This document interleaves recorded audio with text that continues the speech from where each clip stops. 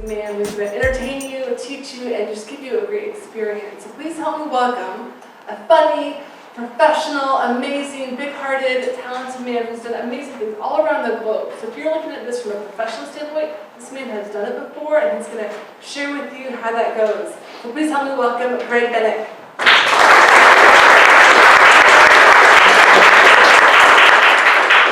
Thank you. Welcome, everybody. So my name is Greg Bennick. I make my living as a professional speaker and speaking coach around the world.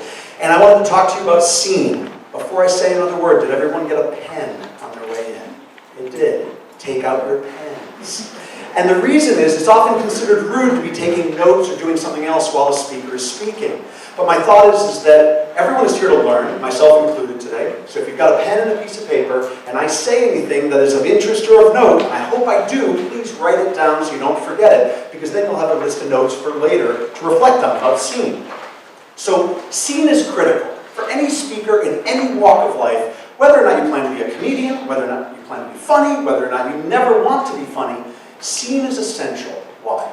Because it gives context to what you're saying. Seeing creates a world beyond your words. I'm going to say that again. It creates a world beyond your words. When you establish seeing in whatever you're doing, a presentation for your staff or your boss, or an argument with your spouse, whatever it might be, seeing creates a world beyond your words. Because words themselves are only one aspect of communication. Our physicality also communicates. Our gestures communicate. Our inflection communicates. Our emotion and how we explain that communicates. So when we create seeing, we establish a world beyond our words. And then our communication is more full and rich. So here's what I want to do. About a year and a couple months ago, I performed a speech as a part of a Toastmasters competition. And how many people in the room are Toastmasters? Okay, good. This is good because I want everyone to write down one thing, and that's Vimeo. It's like YouTube, but higher quality and more elitist. Write down Vimeo. And then my name, Greg Bennick. And then Toastmasters. Toastmasters is all one word. When you get home today, look up on Vimeo, Greg Bennick, Toastmasters. And the link that you're going to see is the version of the speech that I'm about to perform for you. It's the version of the speech that I did that won a humorous speaking contest. The reason I have you look it up on Vimeo is because that speech was word perfect, designed specifically for competition.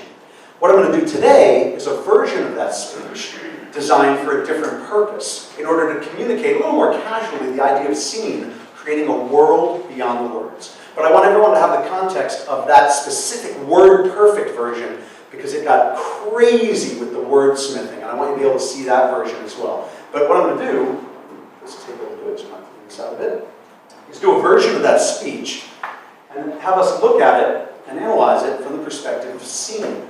So as I do this speech, and again, for Toastmasters who might have been there that day, November 2014, today I'm not trying to compete, I'm not trying to win a contest, I'm not trying to do anything other than communicate the message of seeing.